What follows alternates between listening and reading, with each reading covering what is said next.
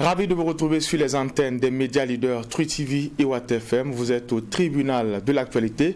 5e et dernière convocation de la semaine. C'est aussi la dernière émission de l'année 2021. Vous le savez, c'est un rendez-vous que vous pouvez suivre sur nos plateformes Facebook et YouTube. Je suis Adam Scaler-Ouedraogo, président de ce tribunal. Mesdames, Messieurs, bonjour. Bonjour, Monsieur le juge au siège, Bernard Bougma Joufrava. Bonjour, président Ouedraogo. Bonjour, juge Farah. Bonjour, Madame, Messieurs. Bonjour, juge Bougma. Bonjour, président. Bonjour, auditeurs et téléspectateurs. Plus de 334 000 boîtes de sardines impropres à la consommation saisies. C'est le butin d'une opération de la brigade mobile de contrôle économique et de répression de la fraude dans les villes de Bobo-Dioulasso et de Ouagadougou. Si le phénomène n'est pas nouveau, son ampleur et le danger qu'il représente pour le consommateur inquiètent. C'est le premier sujet enrôlé pour la présente convocation. Deuxième sujet, les juges vont jeter leur regard sur l'actualité malienne, notamment avec le report des élections de 6 à 5 mois proposées, une proposition des Assises nationales de la refondation au Mali. En tout cas, le sujet va faire l'objet de cette convocation. Et avant d'avoir le regard des juges, nous allons ouvrir la première fenêtre de cette émission, les avant-propos.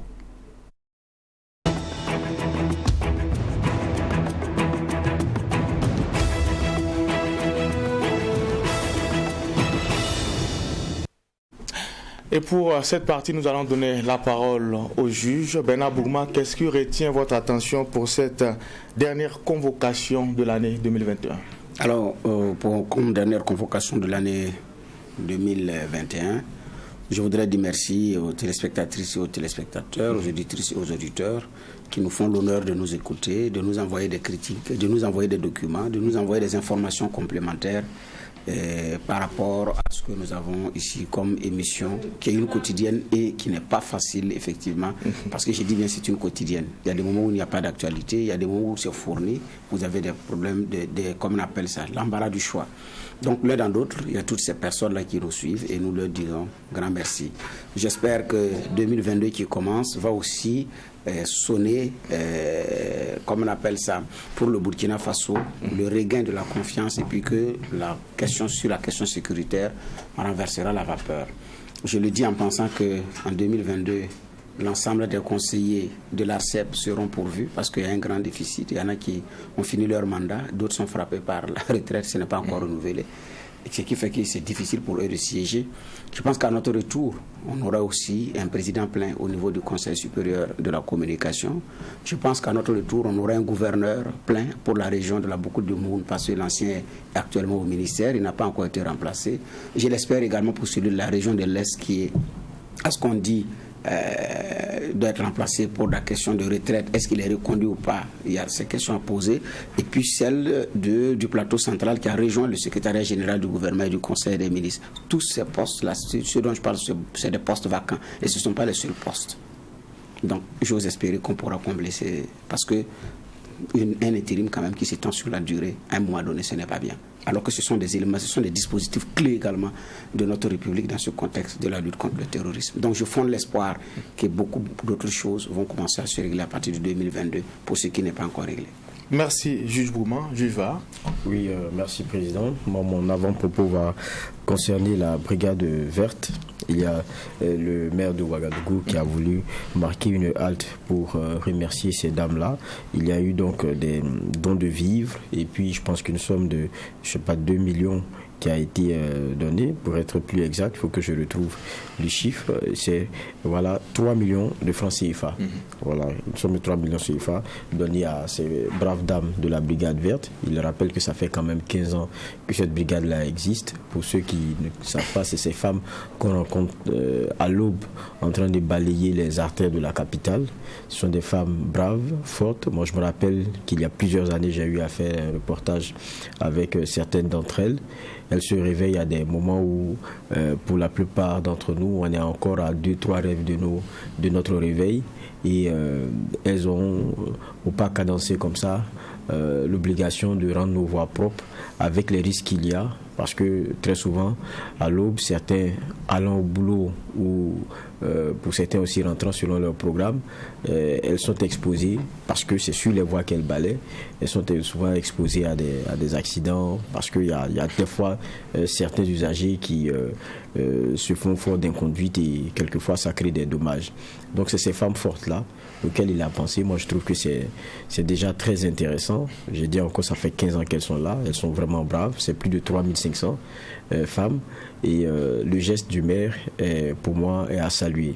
Mais en même temps, qu'on salue ces femmes-là et leur bravoure, on a, nous aussi en tant que journalistes, eu à couvrir à chaque fois leurs plaintes qui sont liées à leur traitement, c'est-à-dire en matière de salaire et en matière aussi de régularité de paiement. Le maire a pris l'engagement que pour 2022, il n'y aura plus de retard dans les salaires et d'arriérés. Mais même le dit, je ne pense pas que ça lui fait honneur.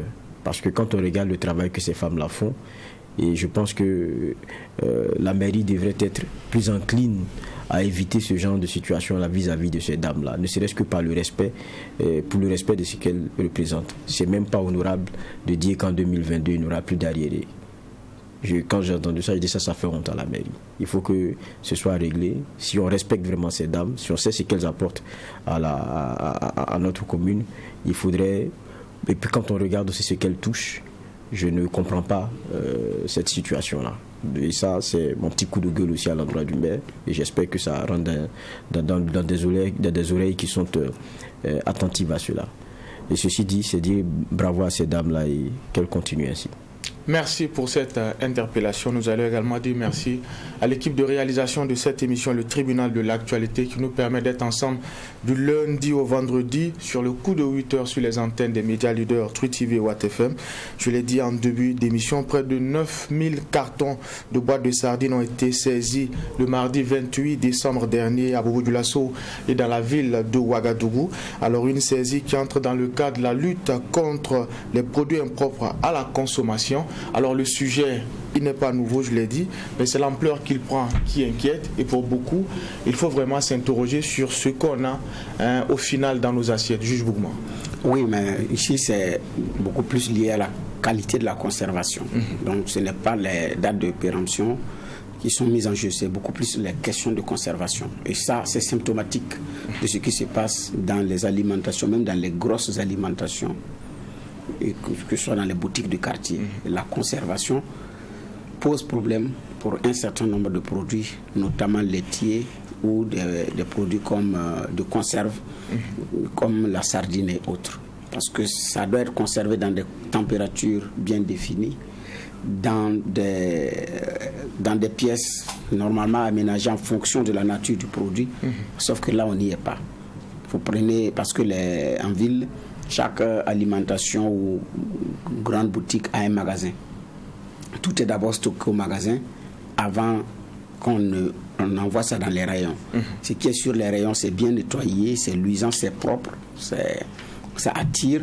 Mais si vous regardez l'arrière-cour du magasin, ce n'est pas évident qu'on aura le courage de consommer certains produits. Donc, par exemple, j'ai dit ici, c'est des questions de conservation. C'est-à-dire ici, ce qui importe le vendeur, c'est arriver à trouver un endroit déposé et puis en renvoyer ça sur les rayons. Le reste, ce n'est pas son problème. Donc, vous branchez le frigo, le congélateur, à un moment donné, ça a bien pris, et puis vous débranchez, vous laissez. Surtout qu'en cette période de fraîcheur, beaucoup qui sont dans les boutiques, la nuit, ils débranchent, puis ils rentrent à la maison. De toute façon, il fait frais, donc demain matin, ça ne va pas se chauffer.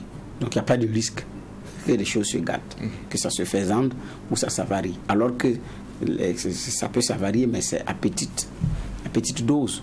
Donc, l'un mis dans l'autre, nous sommes dans le contexte actuel, mais c'est un travail de longue haleine.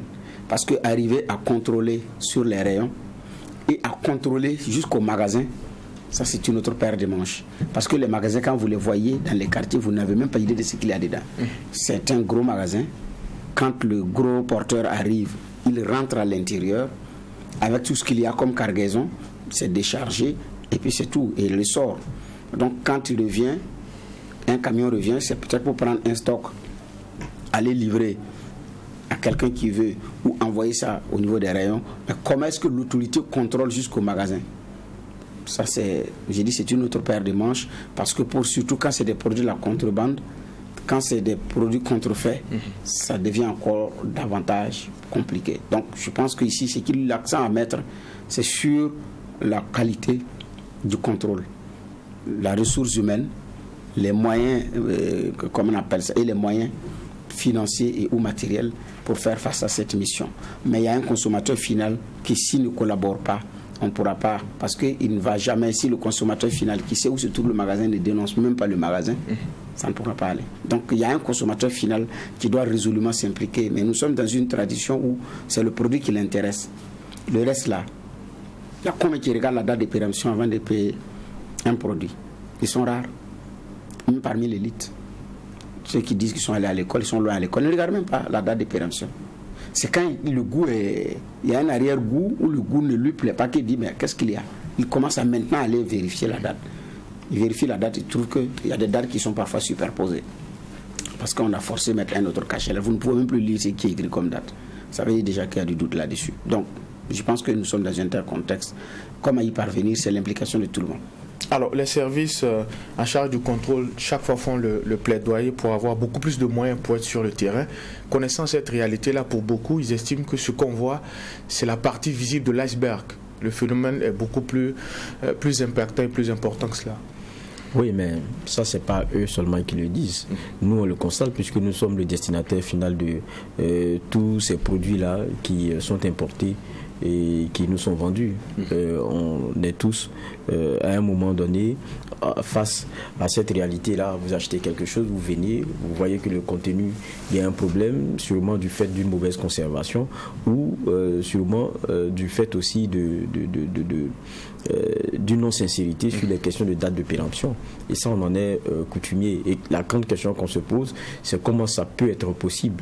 Parce que souvent, soit on a des frontières qui sont très poreuses et n'importe quoi vient sur notre territoire. Quelquefois, vous regardez, je ne sais pas comment on peut vendre des produits ici et il n'y a même pas un écriteau en français. Ça veut dire que tout est écrit soit en anglais, en arabe ou quoi que ce soit. C'est-à-dire que, bon, c'est au dessin que vous savez peut-être le type de produit auquel vous avez droit.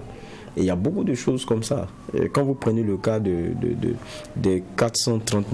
de 430 000 boîtes de sardines qui ont été saisies, quand vous voyez, c'est qu'il y a un bon travail d'enquête qui a été fait. Je pense qu'il y a, depuis un magasin, montré qu'il devait y avoir plusieurs autres implications, ce qui a fait que le maillage s'est fait un peu plus grand.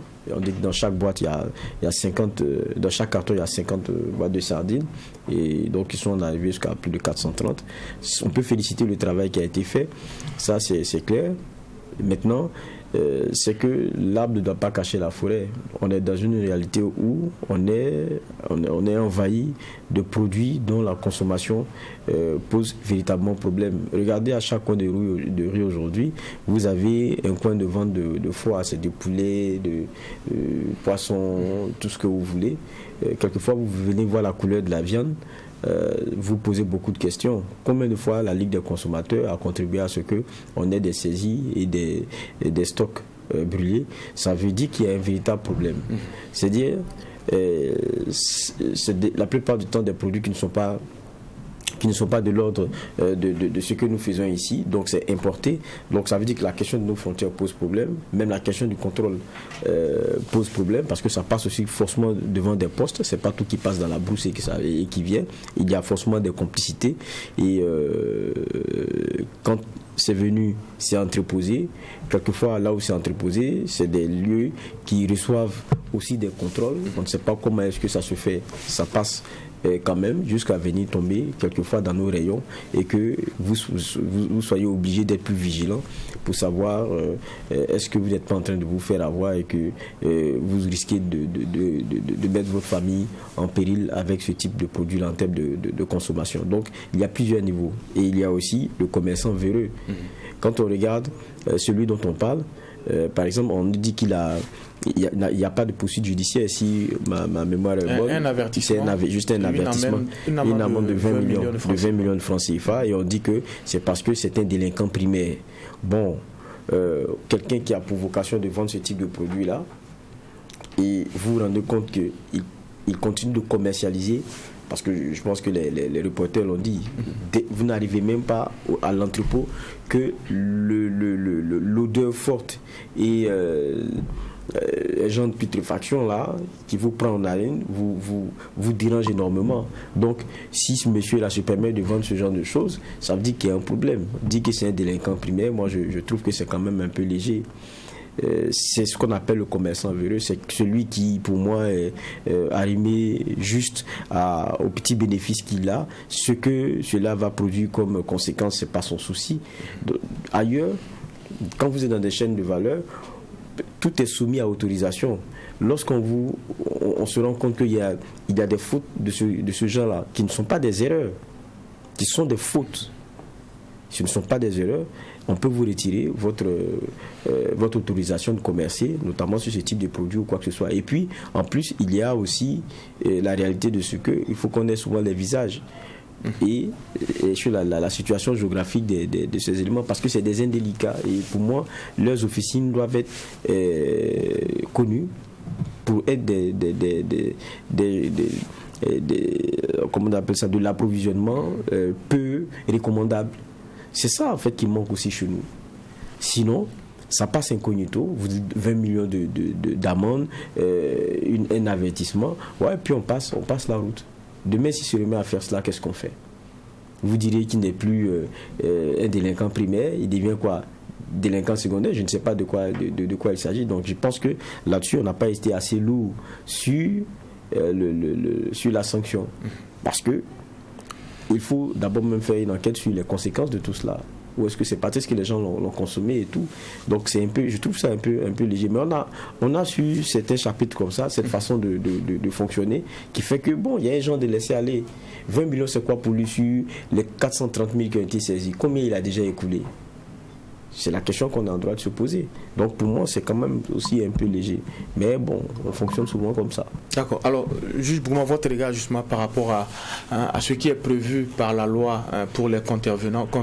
On parle de 20 millions de francs CFA et un avertissement. Est-ce que cela peut dissuader ceux qui sont dans ce commerce illicite-là? Parce que quand on parle de fraude, il y a une importante manne d'argent somme d'argent qui est en jeu. Est-ce qu'il ne faut pas davantage, je dirais, alourdir ce qu'on a comme arsenal? En tout cas, moi j'ai écouté l'intervenant, Geoffroy rappelait les peines qui sont infligées, vous l'avez repris. Donc c'est sur la base de ce que nous avons comme support légal. Donc il ne peut pas sortir en dehors effectivement de ce texte-là. Quand l'affaire Obouf a éclaté en 2015, c'était pareil.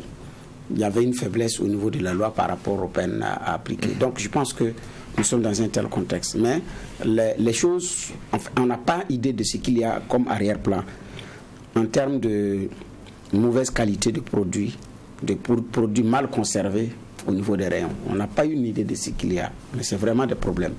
Mais on a un dispositif légal qui, selon les acteurs, a été amélioré, mais qui n'arrive pas effectivement aussi à satisfaire les Burkinabés. Parce que là, ce n'est pas la faiblesse de la peine.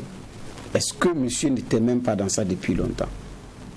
C'est de ça qu'il s'agit. Parce que cette sanction, c'est par rapport à ce qui est vu et par rapport à ce qui est pris. Est-ce qu'il n'avait pas d'autres indélicatesses? Et les autres, qu'est-ce qu'on a fait? Donc, et les complices de la chaîne. Parce qu'ici, je dis bien, c'est la qualité de la conservation. C'est beaucoup plus la conservation. Ce n'est pas la qualité du produit qui est un produit un produit contrefait ou pas, ou de contrebande, non. Ce n'est pas aussi les dates de péremption qui ont été modifiées. Parce que, comme on appelle ça, j'oublie le nom de l'autorité qui s'est exprimée, elle a été claire. Elle dit les dates de péremption sont exactes, les dates de fabrication sont exactes. Maintenant, ce qui n'est pas bien, c'est la conservation. Donc, il est sanctionné pour la conservation. On pourrait dire quoi? Que ce n'était pas, c'était pas dans l'intention de nuire. Maintenant, ici, l'intention, c'est que c'est vendu. Alors que, effectivement, à l'approche du magasin, il y a des odeurs nauséabondes. Et en même temps, le produit est vendu. Ça veut dire qu'il y a la conscience que le produit est maintenant impropre à la consommation. Maintenant, comme on parle de délinquants primaires, vous dites quoi? En fait, c'est là. Sinon, le produit, il est impropre maintenant à la consommation. Qu'il est mal conservé et qu'il se rende compte que c'est sa conservation qui a nuit au produit, mais ce n'est pas la date de péremption ou la qualité du produit en elle-même, mais c'est beaucoup plus. Lui qui a mal conservé le produit, il ne doit plus le vendre. Parce que vous préparez votre repas à la maison. Vous levez le matin, vous revenez le soir, vous vous rendez compte qu'il est avarié. Est-ce que vous allez le manger? Non. Si après vous avez des indigestions ou bien vous avez une intoxication alimentaire, ça c'est vous qui l'aurez cherché. Vous arrivez au restaurant, vous payez, vous vous rendez compte qu'on vous a servi un plat avarié. Est-ce que vous allez manger? Non. Prenez un plat de haricots et puis ça glisse. Est-ce que vous allez manger? Non. Donc je pense qu'il y a la responsabilité comme on appelle ça, du commerçant qui est grandement engagé parce qu'il sait que le produit n'est plus propre à la consommation. C'est impropre, il faut déclasser. Donc je pense que là, la prise de conscience que le produit ne doit plus être vendu, elle est là. Parce que c'est quoi? Est-ce que lui-même qui vend aurait permis à ses enfants d'aller payer les mêmes conserves dans ces mêmes conditions pour venir manger à la maison? Non, parce qu'il va les soigner. Donc il y a une responsabilité clairement établie. La loi dit qu'au regard des textes, certains délinquants primaires, avec ce qu'il y a comme sanctions, avertissements et tout, maintenant je pense que c'est d'approfondir les enquêtes sur la personne et sur d'autres personnes pour savoir de quoi est-ce que ça retourne. Mais on a également un dispositif légal qui doit être revu et plus corsé pour dissuader d'éventuelles brebis galeuses. D'accord. On a parlé de la responsabilité des citoyens dans cette lutte-là.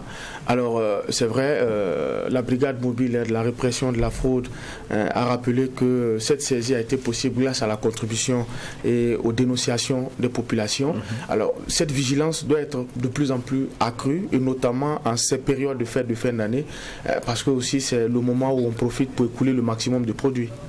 Oui, c'est clair, c'est le moment où on profite pour écouler le maximum de produits et c'est le moment aussi où les uns et les autres sont moins vigilants puisque on est dans l'achat tous azimuts et puis chacun court après des stocks et quand c'est comme ça, le déstockage se fait de façon forte et puis bon, chacun peut glisser pour celui qui est véreux sur 10 produits, 2 dont il sait le peu de qualité. Donc là, il faut être vigilant. Mais je pense qu'on a des structures qui sont habilitées au contrôle. Maintenant, quand on regarde, ce n'est pas seulement la question de sardines ou d'autres produits. On a ce qu'on boit tous les jours. Aujourd'hui, la plupart des Burkinabés, en tout cas d'un certain niveau, ne prennent plus l'eau, ne boivent plus l'eau directement comme ça à la pompe. Vous prenez les packs d'eau, c'est ce qui se vend le plus dans les quartiers, dans les petites boutiques, tout le monde là, chacun s'en va le prendre et tout. Mais combien d'eau préemballée on a qui respectent vraiment les normes? Je me rappelle qu'il y a une brigade de l'eau, je crois, dans le Haut-Bassin en son temps. Donc, je pense que c'est Bobo du Lasso. Ils avaient fait une descente et ils avaient dit qu'il y avait en gros 77, c'était en 2018, 2019, quelque chose comme ça. Il y avait 77 unités de production d'eau préemballée. Et puis, sur les 77, il y avait seulement 58 qui avaient accepté de faire expertiser leur eau par le laboratoire national de santé publique. Vous voyez ce que ça veut dire? C'est qu'on a beaucoup d'unités. Bon, qui ne sont même pas contrôlés, qui n'ont même pas envie de se faire contrôler, mais qui ont pion sur rue et qui vendent des eaux préemballées. Même le laboratoire national de santé publique dont on parle, combien de fois il a donné publié la liste des eaux préemballées qui sont correctes, les autres qui ne respectent pas forcément toutes les normes qualité, et bon, on ne parle même pas de celles qui ne viennent même pas se faire expertiser. Mais c'est consommé, ça passe, il n'y a pas de problème. Parce que le consommateur final, lui, il lui est difficile d'avoir accès à ce type d'informations. On doit avoir un laboratoire qui doit aussi pouvoir nous mettre à l'aise sur ce chapitre-là. Souvent, on se plaint que, bon, dans certains secteurs, ça ne marche pas, c'est ceci, c'est cela. Mais quand vous permettez une concurrence déloyale, ça veut dire qu'il y a certains sur lesquels, c'est-à-dire quand vous existez et que vous êtes, et c'est ça le problème souvent chez nous, quand vous existez dans une activité et vous travaillez à être correct, c'est-à-dire que les structures qui sont dans le système et qui sont dans le process, vous mettent la pression. Mais ceux qui se mettent en marge et qui sont dans l'illégalité totale, elles sont vos concurrents sur le terrain, parce qu'ayant accès au même marché que vous, mais souvent sans le contrôle, sans les mêmes réalités derrière.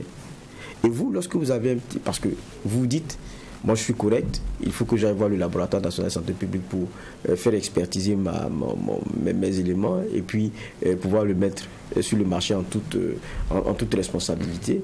Quand c'est pas bon, on vous dit c'est pas bon, vous savez que ça fait des pertes pour vous, ça fait ceci, ça fait cela. Et donc, vous êtes astreint à cela. Et ça, c'est une conscience professionnelle que vous avez. Mais en même temps, les indélicats, on n'a pas une machine claire de contrôle qui permet de les mettre hors jeu. C'est ça le problème. Et donc, ceux qui se conforment sont ceux-là qui souffrent un peu plus. Mais il y a des indélicats qui, eux, sont là, ils font à fond dans l'illégalité, à fond dans l'irrespect de tout, et vous les trouverez sur nos tables, vous les trouverez dans nos verres, vous les trouverez partout, dans tous les compartiments de consommation que nous avons. Tant qu'on n'a pas des structures qui font pleinement le travail et auxquelles on donne les moyens de faire le travail, ça c'est très important, on ne peut pas à terme avoir une bonification de notre offre de par le caractère équitable de la concurrence qu'on est en train d'établir, parce que tout le monde est astreint à la même réalité. C'est ça le problème qu'on a. Et j'ai pris l'exemple seulement des eaux préemballées pour que ce soit tenu pour dit. Combien de fois on a vu des images d'usines d'eau préemballée où vous vous demandez, mais attendez, la marque d'eau là, c'est comme ça que les gens là ils mettent ça dans... Vous voyez des gens qui ne sont pas protégés en culotte avec des bassines là, et puis on fait, il y a une petite unité, et puis on ne sait pas l'eau là vient d'où, et puis voilà, il y a un petit processus, on a un sachet d'eau à la fin et tranquillement avec estampillé avec une marque, quoi fraîche, quelque chose, machin, et puis bon. Voilà, quand vous regardez, vous ne voyez pas la différence avec les autres que vous avez habituellement. Donc les gens s'en tiennent quelquefois aux marques les plus partagées, ils se disent bon, ça là au moins c'est un peu sûr, et donc ils y vont. Mais c'est ça qui est compliqué souvent dans l'entrepreneuriat au Burkina. Et ça, c'est valable pour la plupart des domaines d'activité dans lesquels nous sommes. Donc, il y a pour moi une obligation à assainir. Et c'est comme ça qu'on peut avoir une offre de qualité, parce qu'on oblige à ce que, pour exister sur le domaine, pour exister sur certains compartiments, il faut montrer patte blanche, il faut soumettre, soit sa production, il faut soumettre ces éléments à un process qui est clair. Mais si les uns et les autres peuvent contourner, parce que même ceux qui contrôlent permettent, parce qu'on leur glisse quelque chose, ils acceptent et ça passe, ou bien qu'ils n'ont même pas les moyens pour pouvoir, sur la chaîne, opérer le contrôle de façon plus conséquente, c'est qu'on va toujours arriver à ce genre de problème. Parce que n'oublions pas, on a face à nous plusieurs types de commerçants, plusieurs types d'entrepreneurs. Les entrepreneurs sont d'acabit divers, où il y a ceux qui sont consciencieux, il y a ceux qui sont responsables, et il y a ceux pour qui la question de l'appât de gain est la seule chose qui compte. Si je rends quelqu'un malade ou quoi que ce soit, ce n'est pas mon problème. L'essentiel, si j'ai eu mon argent, c'est bon. Et ça, c'est grave. D'accord. Alors, vous avez parlé des moyens de structure de contrôle. Pour être plus efficace, il faut avoir les moyens. C'est notamment le cas, on a parlé de la brigade mobile de contrôle et de répression de la fraude et de la qualité des produits qu'on a. Mais que dire aujourd'hui des structures de la société civile? Je pense à la Ligue des consommateurs. Alors, est-ce qu'à ce niveau également, il n'y a pas lieu d'accompagner ces structures qui sont d'utilité publique? Bon, la Ligue du Kel n'a pas suffisamment de moyens. Ce n'est pas qu'elle n'est pas accompagnée. Elle a même des partenaires hors du Burkina. Donc, en tant que structure reconnue d'utilité publique, il y a une subvention qui est accordée à la Ligue. Bon, peut-être que ça ne vient pas toutes les années, ou bien la subvention ne couvre pas les besoins. Ça, je peux comprendre. Ce n'est pas que la Ligue n'est pas appuyée conséquemment. Mais les structures de contrôle et de vérification au Burkina, ce qui est flagrant, c'est qu'il y a un problème de moyens. Que ce soit l'autorité supérieure de contrôle de l'État et de la lutte contre la corruption, que ce soit les inspecteurs généraux des services qui sont au niveau des ministères, que ce soit les autres structures de contrôle, même des organisations de la société civile, RENLAC et autres, ça, ils partagent les mêmes réalités. Donc il y a un problème de moyens qui se pose. Ce qui fait que avant, c'était facile. Les boutiquiers n'étaient pas aussi nombreux. Les alimentations n'étaient pas aussi nombreuses et les populations n'étaient pas aussi nombreuses. Donc il y avait ce qu'on appelait les contrôleurs de prix, qui existent toujours, mais ils sont là, formés pour ça. Mais comment est-ce qu'ils travaillent? Alors qu'avant, c'était facile. Parce que les boutiquiers sont normalement, l'obligation est faite d'afficher les prix sur les étagères ou d'étiqueter le produit. C'est dans les alimentations que c'est respecté. Dans certaines boutiques qui tentent de se conformer, c'est respecté. Mais dans le grand lot, ce n'est pas respecté. Mais qui devait contrôler ça? C'est le contrôleur. Mais il n'a même pas les moyens, ou bien ils ne sont pas suffisamment nombreux pour quadriller Ouaga pour ça. Conséquence, vous prenez quelqu'un et dit, mais vous savez que vous devez mettre les prix. Il dit oui. Le contrôleur dit, passe, il dit oui, qu'il va mettre. Et puis il n'affiche pas les prix. Trouver les moyens encore, revenir, se rendre compte qu'il n'a pas fait et sanctionner, ces moyens n'existent pas. Parce que d'abord, ceux qui ont ouvert la boutique, ils ne savent même pas qu'ils doivent étiqueter. Ils ne savent même pas qu'ils doivent étiqueter. C'est quand quelqu'un arrive pour payer que maintenant on discute des prix. Conséquence, c'est ce que nous vivons. Alors que, je dis bien, il fut un temps où le contrôle des prix était très efficace, compte tenu des réalités. Mais aujourd'hui, il y a eu la population a augmenté, les commerces ont augmenté, mais là, il y a un problème de ressources humaines et de ressources matérielles et financières pour faire face au contrôle. Donc, tout en corsant la loi, il faut aussi renforcer le dispositif de contrôle. Donc, sur le plan papier, c'est bien, mais maintenant, comme ils deviennent opérationnels sur le terrain, c'est beaucoup plus là. Et puis, il y a aussi des Burkinabés qui ne réfléchissent que corporation. Hein. Le reste, ils s'en foutent pas mal. Et qu'ils aient raison ou qu'ils n'aient pas raison, ce n'est pas leur problème. C'est d'abord une question de corporation. Vous n'êtes pas de mon ministère, je ne réponds pas de vous, pourquoi je vais le faire? Vous n'êtes pas de notre corporation, pourquoi je vais le faire? Vous n'êtes pas de notre religion, de notre région, c'est la même chose. Ce qui fait que ça, je dis bien, ça ne facilite pas les choses. Et pour peu qu'on regarde comment est-ce que les choses se passent au niveau des céréales, on se rendra compte. Ce que j'ai dit hier, avant-hier, j'avais donné ça en avant-propos ici. D'accord. Merci, monsieur les juges. Nous allons passer au deuxième sujet enrôlé pour la présente convocation. Nous allons partir à l'international et plus précisément au Mali, où s'est ouvert le 28 décembre dernier la phase nationale des assises de la refondation. Alors, c'est un rendez-vous aujourd'hui où une grande partie de la classe politique, en tout cas, a joué la politique de la chaise vide. Votre regard là-dessus, est-ce que ça ne va pas impacter, je dirais, la qualité des travaux et par la suite la mise en œuvre de ce qu'on aura comme recommandation juive? Oui, c'est clair que ça va impacter. Et ça, je pense que Goïta et ses amis en avaient conscience. Et c'est bien pour cela que juste avant de lancer même au niveau régional les assises jusqu'à venir au rendez-vous national, Goïta a multiplié les rendez-vous avec les différentes couches qui composent la société malienne, y compris les acteurs politiques, demandant leur participation pleine à ce rendez-vous-là, parce que c'est ce qui devrait en sortir devrait être l'émanation de toutes les composantes de la société malienne.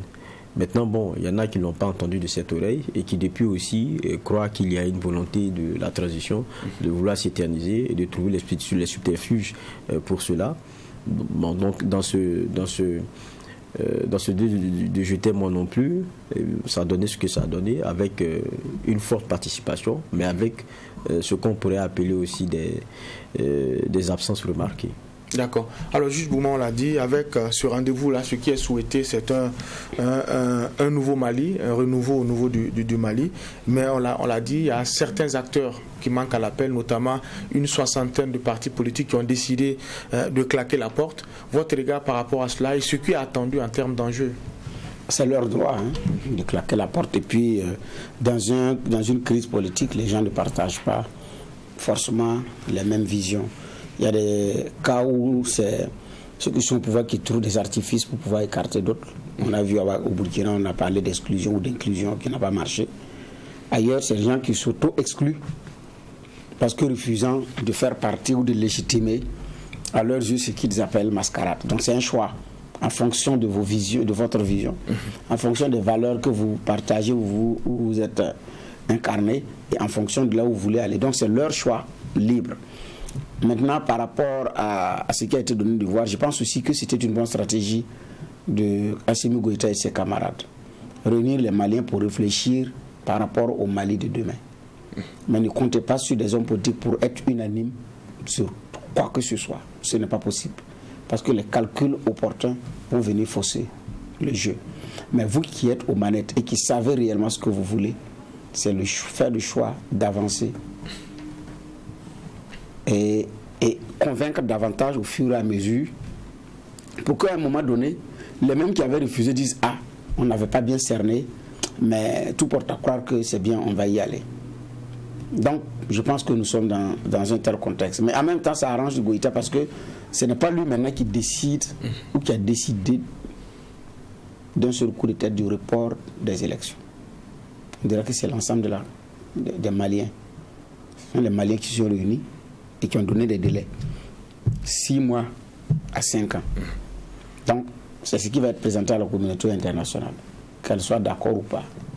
Mais aussi, l'autre avantage, c'est que c'est un Mali qui a fait le choix de dire nous partons dans cette direction.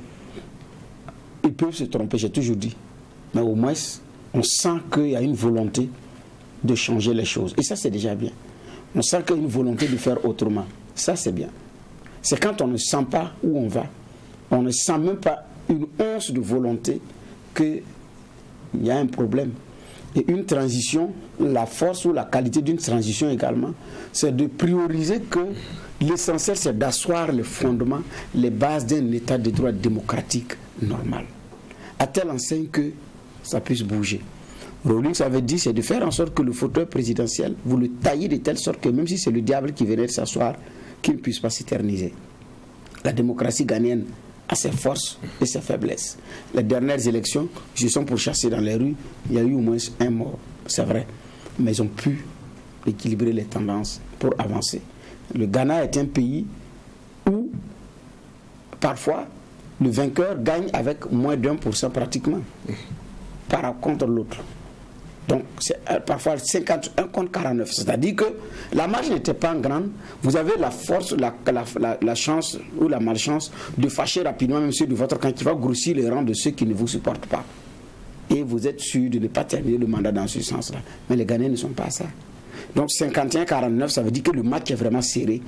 Et chacun est sur ses gardes. Mais le Ghana continue d'avancer. Ça, c'est très important. Donc, mais c'est parti de quoi? C'est parti de ce que Rawlings a dit. Notre transition, on a mis de tout dedans. À telle enseigne que la constitution qui était l'objet de bagarre pour qu'on aille à une insurrection populaire et à une transition, on n'a même pas été capable de changer cette constitution avant d'avancer. On a voulu faire tout en même temps. On a 1 an, et dans les 1 an, on veut construire des écoles, on veut construire des routes, on veut construire des ponts dans les 1 an, construire des dispensaires, alors qu'on a une transition pour déposer des fondements. Aujourd'hui, on est rattrapé par beaucoup de choses par rapport à notre transition. Le Mali a fait un autre choix, que je respecte aussi, mais c'est le choix des Maliens. Ça ne doit pas être imposé. Nous, notre transition a eu ses forces et ses faiblesses.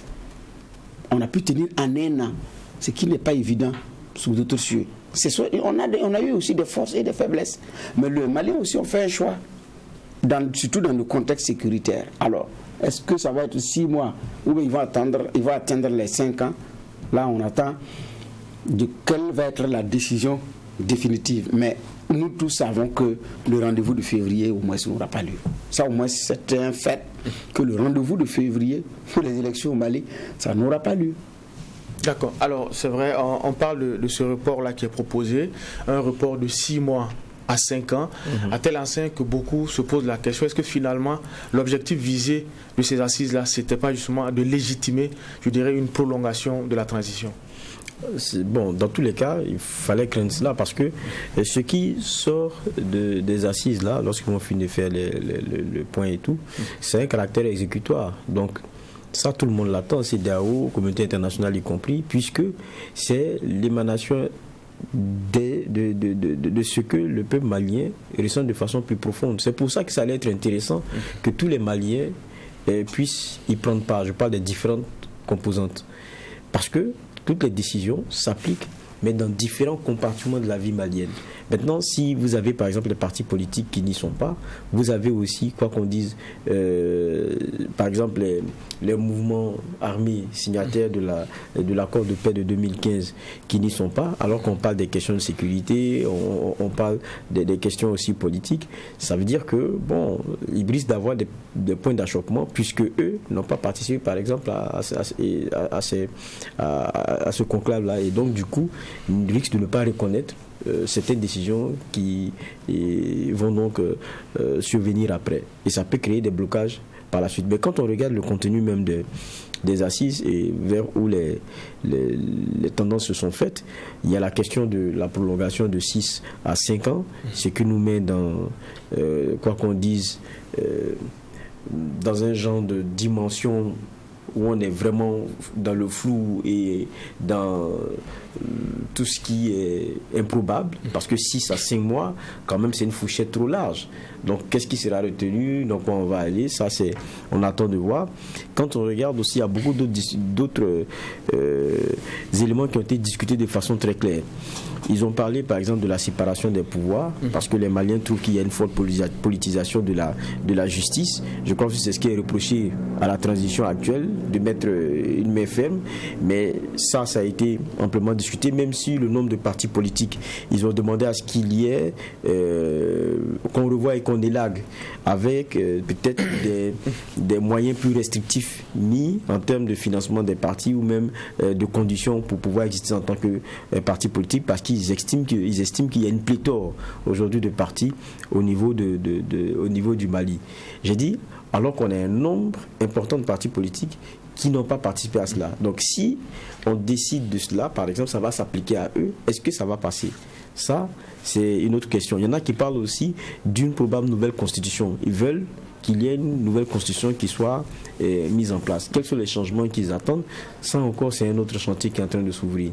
Il y a aussi ceux qui ont exprimé le souhait qu'il y ait une dynamique claire pour que lorsque le président se retrouve coupable de forfaiture, qu'on puisse le démettre ici et maintenant.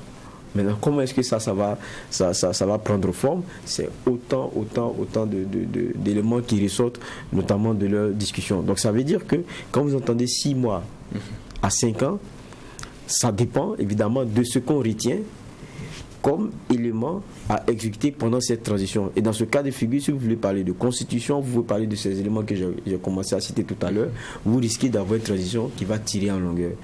Une transition trop longue, elle n'est pas bonne. Mais une transition aussi qui, de par la pression, se hâte à mal recoller les morceaux. C'est un héritage mal fait qui est donné à un président qui est c'est vrai, démocratiquement élu, mais quelquefois même pas forcément si démocratiquement élu, parce que les choses n'ont pas été bien ficelées pour qu'on ait l'expression claire du peuple. Et comme ça, on revient avec certains avatars et ça devient un véritable problème. Mais il faut reconnaître quelque chose, c'est que c'est aux Maliens de décider de ce qui est bon pour leur destinée. Ça, c'est ce qu'on ne peut pas enlever à ce peuple-là, et à n'importe quel peuple d'ailleurs. Ce qu'ils auront décidé, c'est ce qu'ils pensent être bon pour eux. Je ne pense pas qu'on pourrait pousser l'outrecuidance à dire voilà ce que nous on pense qui est bon pour vous. C'est ce que chaque peuple indépendant refuse aujourd'hui. Mais il faudrait qu'ils soient éclairés et qu'ils aient le discernement dans les discussions qu'ils sont en train de mener, et qu'il n'y ait pas de récupération et qu'il n'y ait pas de volonté non avouée de rester qui prédomine, ou pour d'autres aussi une envie de balayer très vite une transition, et même si on aura encore des problèmes à régler derrière. D'accord. Alors on l'a dit, il y a beaucoup de propositions, mais le point qui cristallise les attentions, qui, je dirais, crée des vagues, c'est notamment le calendrier électoral. Est-ce que si cela n'est pas défini avec ce qu'on commence à avoir comme contradiction et opposition, cela ne risque pas de mettre à mal la transition? Oui, mais puisque en fait nous jaugeons la qualité de démocratie africaine à l'aune de la tenue régulière des élections. C'est dans cela que nous sommes. Même quand les fondements, même quand ça repose sur des bases fragiles, les élections sont régulièrement tenues. Mais c'est quand même un indicateur. C'est même pas un bon indicateur, président. Non. Parce que c'est quand il y a les problèmes que vous vous rendez compte que c'est pas un bon indicateur. Prenons le Burkina. Blaise Compaoré évoquait la tenue régulière des élections pour dire que effectivement nous sommes un pays démocratique et que toutes les institutions fonctionnent. Mais quand Blaise Compaoré est parti et qu'il fallait mettre en branle un certain nombre de mécanismes et d'institutions, on s'est rendu compte qu'il y a beaucoup de faiblesses, à commencer par la Haute Cour de justice qu'il a lui-même créée. Il fallait régler. Pour passer devant le tribunal militaire, il fallait régler un certain nombre de choses parce que les avocats étrangers ne pouvaient pas venir. Il y avait le double degré de juridiction n'était pas reconnu au niveau de la Haute Cour de justice. Il fallait régler ces questions-là d'abord. Mais ce sont des piliers de notre démocratie, la justice. C'est un des piliers. Mais on dit quand les élections sont régulièrement tenues. Prenons le cas aujourd'hui au Bénin, où les élections étaient régulièrement tenues. On nous présentait comme exemple de démocratie. Mais là-bas, le ministre il donne des instructions directement. Comment on appelle ça, au niveau de la justice. Tout est sous coupe réglé actuellement au niveau du Bénin.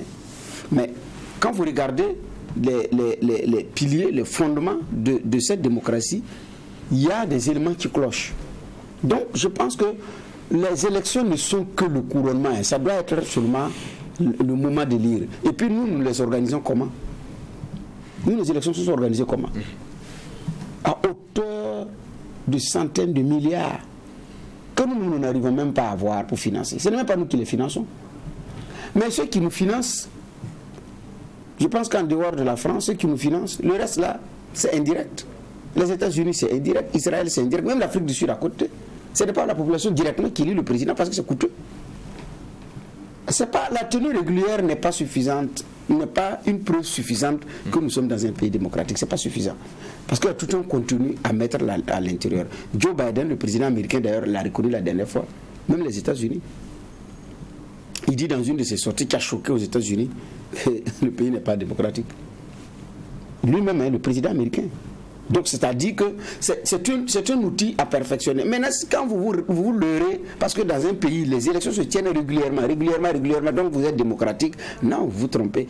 Quand la première tentative viendra, on saura qu'effectivement, il y a des limites, et c'est ce que nous sommes dans ce contexte-là. Donc, ce que Geoffroy évoquait comme élément contenu dans ce qu'ils ont arrêté comme conclusion des travaux liés à améliorer la question de la justice et tout, par rapport à la pleine séparation des pouvoirs. Mais ce sont aussi les limites de cette démocratie malienne qu'ils sont en train de perfectionner. Donc, ce n'est pas suffisant. Les élections, c'est seulement un des critères, mais ça ne doit pas être le critère principal pour dire que comme il y a des élections régulières, c'est que le pays est démocratique. On peut parler de stabilité, mais si on veut rentrer dans les fondements de la démocratie tel qu'exprimé, il y aura beaucoup effectivement à dire. Donc les Maliens sont effectivement dans comment on appelle ça, dans ce contexte-là, de pouvoir voir qu'est-ce qu'il faut faire. Mais j'ai dit une transition, c'est une opportunité qui est donnée d'asseoir les fondements d'un état de droit démocratique, mais pas être forcé d'aller aux élections rapidement et puis revenir. La preuve que l'élection n'est pas un critère démocratique. IBK arrive après la transition, puisque tout le monde a mis les moyens et la pression pour que le Mali aille aux élections après la transition suite à la chute de ATT. Donc IBK rapidement est président. Il remplit pour un deuxième mandat, mais il ne termine pas. Mais c'est des élections, on dirait démocratiques. Nous, on a des problèmes ici. Mais dans nos problèmes, les Burkinabés avaient proposé, est-ce que l'urgence c'est une élection? On dit oui, l'urgence c'est une élection parce qu'on a la démocratie, il faut aller aux élections. Il y aura un vide juridique, oui. On dit bon, dans ce cas, découpler la présidentielle des législatives et mettons les moyens sécuriser le pays avant d'organiser les élections législatives. Parce que la circonscription électorale de l'Assemblée des députés, ce n'est pas l'État. Ce n'est pas le Burkina, ce n'est pas le territoire national. Mais la circonscription électorale du chef de l'État, c'est le territoire national. Donc on peut trouver des moyens pour que l'élection présidentielle se tienne et que pour les élections législatives, cela soit découplé. L'ensemble des députés étaient d'accord, sauf un qui n'était pas au travail, qui est sorti dit qu'il n'est pas d'accord, Moussa Zerbo de l'UPC. Tous les autres étaient d'accord. CDP, UPC, même ceux qui siègent à l'opposition étaient d'accord. C'est la classe politique qui dit non, c'est un consensus qui a été arrêté lors du dialogue politique, donc il n'est pas question de revenir là-dessus. Les patrons, les présidents des partis étaient fâchés contre les présidents de groupes parlementaires de leurs partis respectifs. Allons aux élections, on est allé aux élections. Président, nous sommes dans quel résultat? On a pris le leurre électoral comme la fin en soi. Dès qu'on a les élections, nos problèmes sont réglés. Non, j'ai dit c'est un leurre. D'accord. Alors, juge, c'est vrai, on l'a dit, on est revenu sur les enjeux de ces assises-là. c'est une occasion pour les Maliens de se parler. Vous l'avez rappelé, il appartient aux Maliens de créer leur bonheur. Alors, au regard de ce qu'on a comme difficulté, notamment la non-participation de certaines, je dirais, franges de la société, finalement, qu'est-ce qu'il faut pour que la montagne n'accouche pas d'une souris? Bon, déjà, il y a la non-participation qui est un véritable problème. Maintenant, il y a le sérieux des propositions qui seront retenues. Parce que n'oublions pas que dans les propositions, il y a ceux qui disent là où on veut aller, mais ils ne disent pas comment il faut y aller. Quand vous prenez par exemple même l'accord de paix de 2015, ils disent qu'il faut le révisiter. Alors qu'on sait que les mouvements qui ont signé cet accord-là jusqu'à présent soutiennent mordicus que cet accord ne devrait pas être rediscuté. Donc, quand ils disent qu'il faut le rediscuter, ils ne disent pas quels sont les points qui devraient être rediscutés. Donc, je veux dire que jusqu'à présent, on n'a pas toute la teneur, la quintessence des éléments que chacun veut voir revisiter ou revu, dans quelle mesure ou pourquoi. Donc, c'est un peu ce dans quoi on est.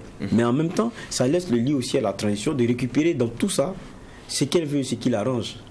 C'est ça aussi qu'il faut craindre à terme. C'est vrai que Goïta, dans son discours de fin, il a dit que l'essentiel, c'est d'œuvrer pour le Mali. Il a lancé même un appel à l'endroit de ceux qui n'ont pas participé à ce rendez-vous-là. Mais il y a aussi il y a aussi ce message qu'il envoie à la CEDEAO et à la communauté internationale de façon voilée. Il dit, et il sait que ce qui est attendu, c'est bien ça, le calendrier électoral. Il le sortira très prochainement. Mais je pense que le mot prochainement, on en a beaucoup entendu ça de cette transition. C'est quand? C'est jamais dit. Mais il parle d'un calendrier électoral qui sera sorti prochainement. Et c'est ce qui est attendu par cette communauté depuis. Parce qu'elle soupçonne la transition de vouloir s'éterniser. Et en même temps, qu'est-ce que Goïta a dit pour terminer? Il demande le soutien de la CEDEAO dans l'édification de ce Mali. C'est vrai que le Mali seul ne peut pas, dans les défis qui sont aujourd'hui transfrontaliers, s'affirmer sans tenir compte de ceux qui l'entourent et de ceux avec qui il est au front sur certaines questions. Moi, je crois qu'il reste à espérer que c'est l'intérêt du Mali qui va primer dans la vision de chacun. Maintenant, pour le reste, ça n'est que vœux pieux et espoir qui est en train d'être construit. Parce que les Maliens, ils ont beaucoup souffert de l'histoire récente. Avec un président, je prends le cas de Ibeka, qu'ils ont longtemps critiqué et après qui a été affaibli par la rue, et pensant à un moment donné que ça allait être le civil qui allait s'arranger à discuter de comment est-ce qu'on allait gérer l'après Ibeka, ce sont les militaires qui sont venus s'imposer très vite et depuis on est dans la situation dans laquelle on est. Et n'oublions pas que il y a une question aussi qui est très importante qui a été discutée, c'est sur la question des partenariats et les coopérations militaires du Mali. Et là-dessus, il y a une valse d'applaudissements dans la salle. Lorsque la question a été abordée, ils ont commencé à crier « Russie, Russie, Russie ». Donc ça veut dire un peu où les Maliens sont un peu sur cette question. Mais on ne fera jamais la guerre à votre place. On ne vous sécurisera pas plus que vous ne pouvez le faire. Mais on ne peut pas le faire dans le contexte dans lequel on est seul. Il faut avoir aussi, quoi qu'on dise, l'attitude de choisir avec qui on peut travailler pour une meilleure sécurisation de notre territoire. Pas qu'on le leur délègue en termes de fonction, parce que c'est notre fonction première, mais parce qu'on ne peut pas le faire seul au regard d'un certain nombre d'éléments.